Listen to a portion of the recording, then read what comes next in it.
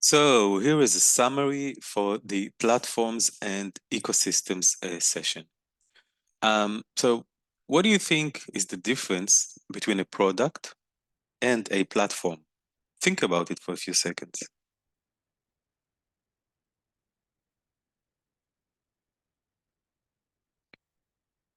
Well, we are going actually to define platforms, so this will be much, much clearer today. Look at this Game Boy. How is that different than game consoles of our times? That's another good question. So basically, as you noticed, the world is changing, and there's more processing power, and of course it's cheaper, and the more data capacity, and of course it's cheaper. And the products nowadays are much more complicated, much more sophisticated. And actually, there's more than one company that brings them to the market. So it takes more than one company to produce such a complicated product. Okay. So what we have now in many ICT-enabled industries, we have platforms and we have ecosystems. Okay? ICT is information and communication technologies. So I'm taking you to the early 1980s, to where Wintel began. Wintel is basically a combination of Windows and Intel. So in 1981, IBM launched the PC-1, and it had Intel CPU and Microsoft DOS. It was an open architecture. It means that any peripheral equipment could, if they wanted, plug in. And there were thousands. Of course, the PC was a much bigger success than expected. Thousands of third-party add-ins, and actually the PC supported them all. And because there was a lot of money to make, there were also a lot of PC clones. So companies created clones of the IBM PC. 6 years later, in 1987, IBM decided that they want to make more money from their invention, or actually innovation. So they had a new bus, and the hardware was not compatible. And actually, they sued companies that would plug in their product without a legal permission. So it was difficult to clone. Sorry, they sued companies who created clones, but also you needed IBM's permission to work with that platform. They charge royalties, basically.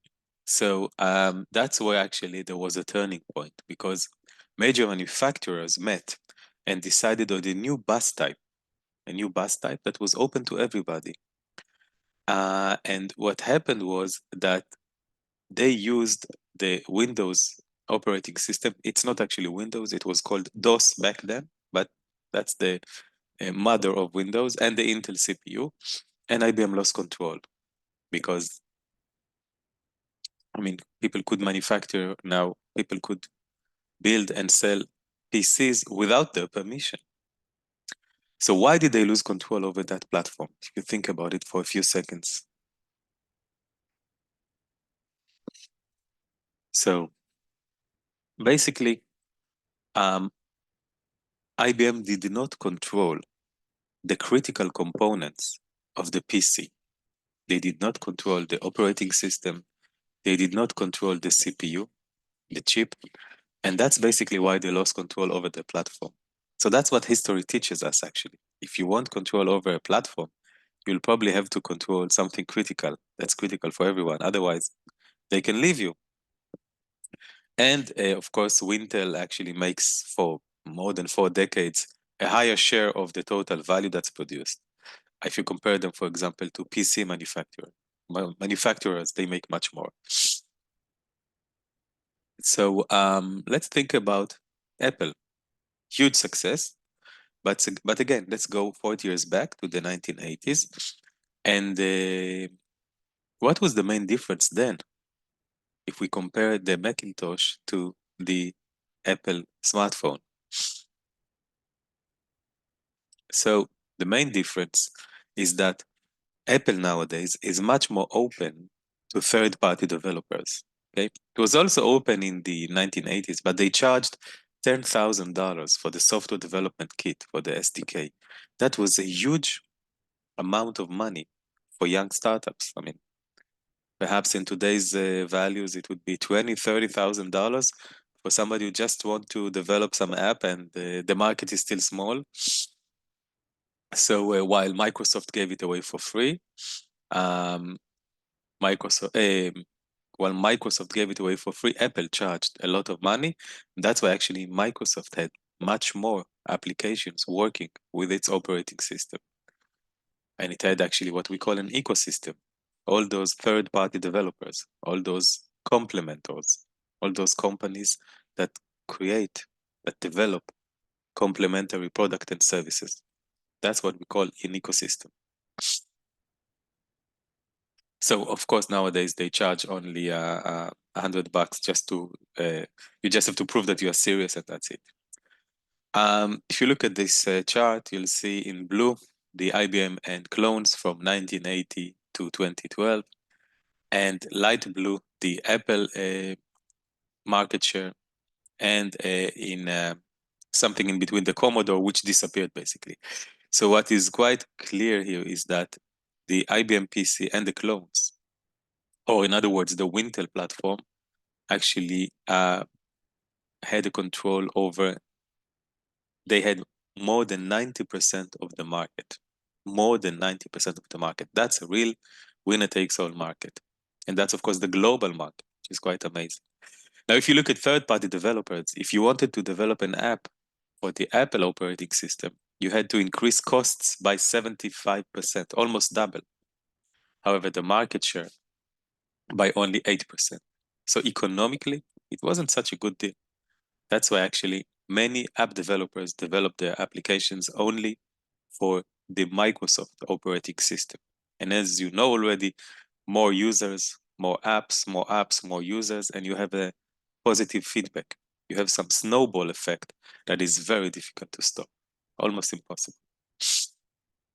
So iPhone released in 2007. The SDK was released the next year, and operating system is still installed only on Apple products. So in that sense, it's not an open network, okay? The operating system is only installed on Apple products. However, it's more open to third-party developers. So conclusions. If you want to build a platform, not just a product, a platform, you should definitely control critical components. Otherwise, you can lose control, like IBM. You should enlarge your user base as much as possible, okay? You have to have as many users as possible, and you have to facilitate, you have to help the third-party developers create complementary apps. And of course, instead of charging them, that's the lesson we learned from Apple, at least. Instead of charging them $10,000 for the software development kit, maybe you should give it away for free, or just take some small amount of $100 just so they prove that they're serious about it. Okay, so will history repeat itself? I mean, we had in the past the Apple operating system versus the Microsoft operating system, and it was a huge victory for Microsoft. Actually, Apple almost went bankrupt because the Macintosh didn't have a large enough market share. So, will we see history repeating itself now with the iOS and the Android? What do you guys think? So, of course, we cannot predict the future. However, that's only my opinion. I cannot predict the future, so don't take it too seriously. But I don't think history will repeat itself. We have a huge market here, above 7 billion smartphone users, 7 billion smartphone users. And of course, Apple has a very strong brand. It's actually a status symbol. People love it. And don't forget, perhaps the most important fact is that most apps are cross-platform. I mean, the development tools that we have today make it easier to create cross-platform apps. So users don't have to choose. I mean, You can use WhatsApp on both Android and iOS. You don't have to choose. And if you don't have to choose, there basically is no reason that the market will tip in favor of any of those companies. Okay, so we have basically 4 types of platforms. Internal platforms, supply chain platforms, industry platforms, and multi-sided markets. In this course, we'll focus on industry platforms, but it is important to understand the other types because it's a huge world, actually, of platforms. It's a big part of our industrial world. If you want to understand the industrial world of these days, it's better to know those types of platforms. So, what is an internal platform? It's a platform that's used within the firm. That means that a company creates it for its own use. Basically, it's very common in the car industry. It saves costs. Okay, it increases efficiency because you use common parts. For example, Honda uses the same platform for CR-V and Civic. In other words, they have the same engine, the same gear, and the same chassis for a few models of cars. Okay, Volkswagen is doing the same actually. They build some Volkswagen models, they have a few Volkswagen models, they have a few Skoda models, they have a few Seat models, and they all work on the same platform. So it saves a lot of costs. You have to develop and manufacture only one engine. It's actually a family of engines. Only one gear, the same. It's a family of gears and only one chassis. So it saves a lot of costs in R&D and of course in manufacturing. Supply chains platform is very similar. However, here it's used by a number of firms, but it's just a few firms, say 2-3 firms that would use the same platform. So Renault Clio and Nissan Micra actually share the same platform, okay? So what is the difference between an internal platform and a supply chain platform? The internal platform is used by one company. The supply chain platform would be used by probably 2-3 companies. That's it. The interesting creature here is the industry platform, because that's a building block for a lot of companies. It's a building block for an industry, for an array of firms. And that array of companies, that group of companies that use that platform, we call them the business ecosystem. Okay. And what does the business ecosystem does? Well, it creates those complementary products and services like apps or content and so on. So Wintel, that's Windows and Intel, and you can say that iPhone and Android are also industry platforms, and Facebook. Don't forget there are hundreds of thousands of app developers that develop all those apps and games for Facebook. Game consoles. Some companies develop and manufacture and sell only the consoles. Other companies create the games. And yeah, so these are classic examples for industry platforms. Another creature is the multi-sided market. Okay, so what they do is mainly facilitate transactions. Okay, usually 2 sides of the market, could be more, like Airbnb. They connect tourists and owners of real estate, of apartments. GetTaxi connects taxi drivers and passengers. We have also Kickstarter and Indiegogo. That's a platform for crowdfunding. So they bring together entrepreneurs and investors or contributors. And of course, Alibaba, AliExpress, Amazon, and so on connect buyers and sellers. So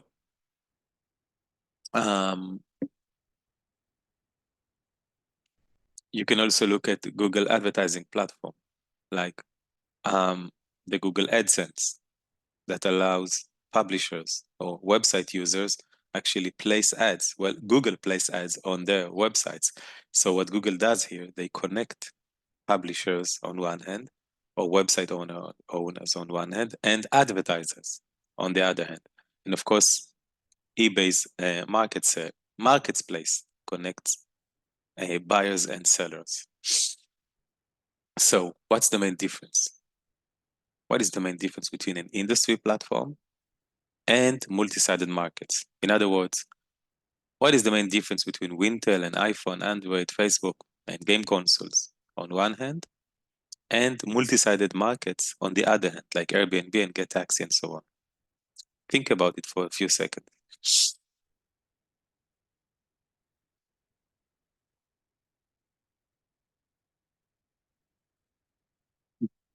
So basically,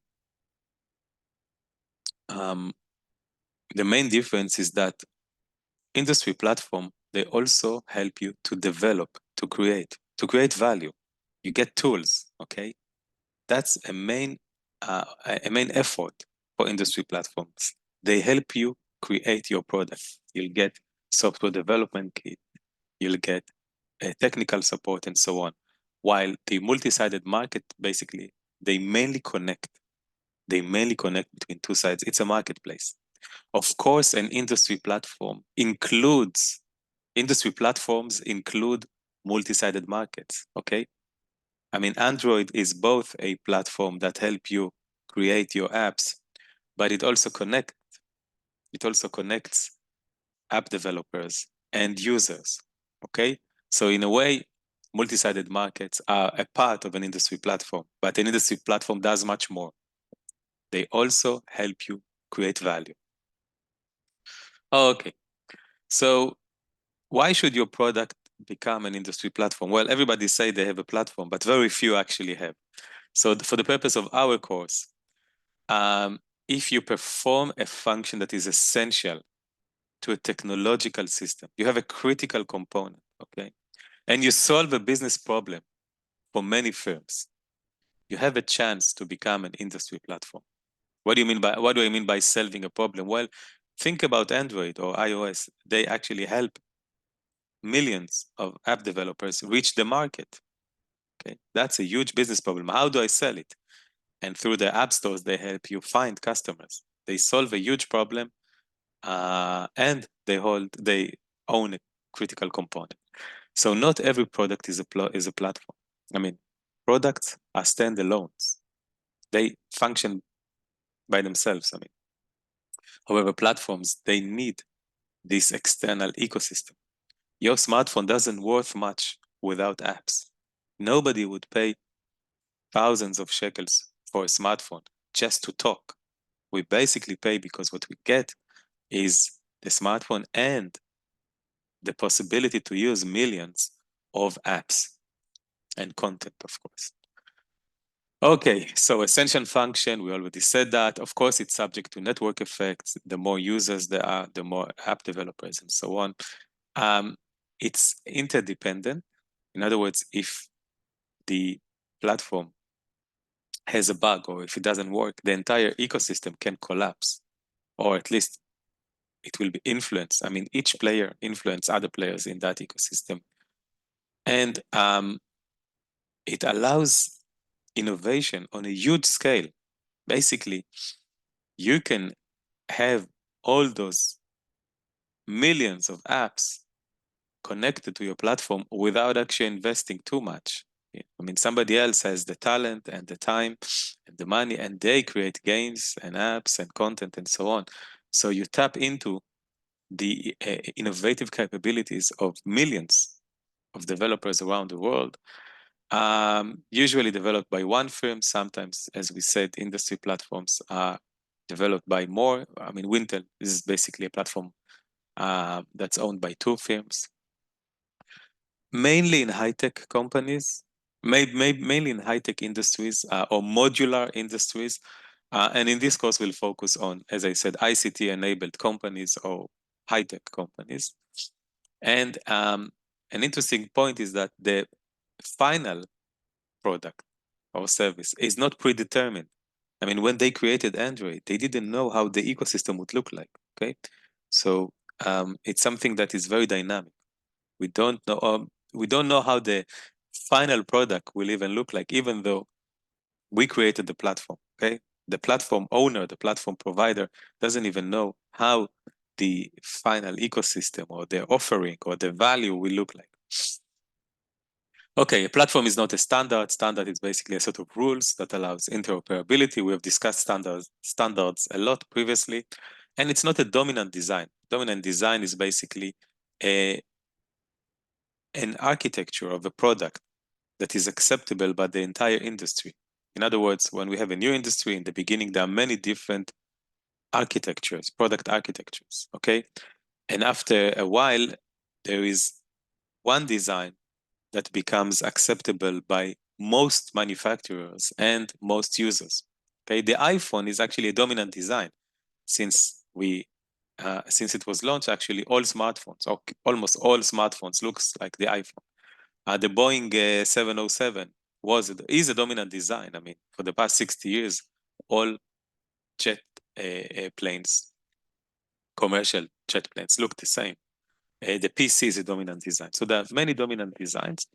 So platform and dominant design are different concepts. Sometimes a platform becomes also a standard. Sometimes a platform becomes also a dominant design. So the same artifact may be both, but please note that these concepts are different. I mean, Windows is both a standard and a platform, and iPhone is both a dominant design and a platform. Okay, so what do firms do in order to establish an industry platform? Basically, we'll soon explain what firms do to establish a platform. Platform strategy requires an external ecosystem. So that's the main difference between a product strategy and a platform strategy. A product strategy is about how we make how we make sure that the product is a commercial success. However, platform strategy, it's not for a platform strategy. It's not enough that your product will be a success. You have got to make sure that the ecosystem will be successful, that you'll have enough third-party developers, that you'll have enough complementers. Okay. It facilitates value creation. We have said that before. Facilitate transactions, which means it's like a multi-sided market, and it shares value. Usually, the platform owner charges about 30% of the income of the app developers. It's not always 30%, but that's the neighborhood, about 30% from third-party developers. So we asked before, what firms do in order to establish an industry platform. So I've collected a few things, a few actions that you should take if you want to establish a platform. First of all, of course, provide API, support. You can get technical support. There are teams that's what they do. Platform owners employ teams that help you basically create value. They build communities. They have basically communities of developers that they foster. They help create those communities because those communities are places where people share information, share knowledge. They organize conferences and meetings. And in those conferences and meetings, they try to convince you to join their ecosystem. They present their roadmap. They present their vision. It's always very bright, of course, and very successful. And the underlying message is you want to get rich, join my ecosystem. Of course, as we said, the larger your ecosystem, the more value that's created by your platform. And of course, the more commissions you'll charge at the end. And they help you market your product, which is essential. I mean, they build an app store where you have recommended apps and you have search engines and everything you need to promote your app. And of course, they grow the user base. They sell billions of smartphones, or at least make sure their operating system is installed on billions of smartphones. I mean, 7 billion people on this planet have smartphones. That's a huge market. Okay. So we said that the platform strategy is different from a product strategy because a platform strategy fosters an external ecosystem of third-party developer. In the same vein, a platform vision is not a vision for one company. It's a vision for an entire industry, okay? For example, Bill Gates in the early 80s claimed that computing power is moving from centralized mainframes to desktops. That vision was relevant not only for Microsoft, it was relevant for the entire industry, for hardware producers, for software developers, and so on.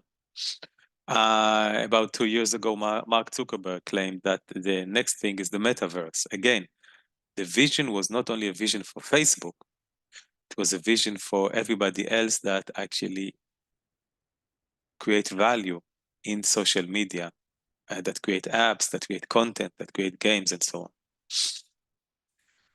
So we have to remember that most actually companies are niche companies.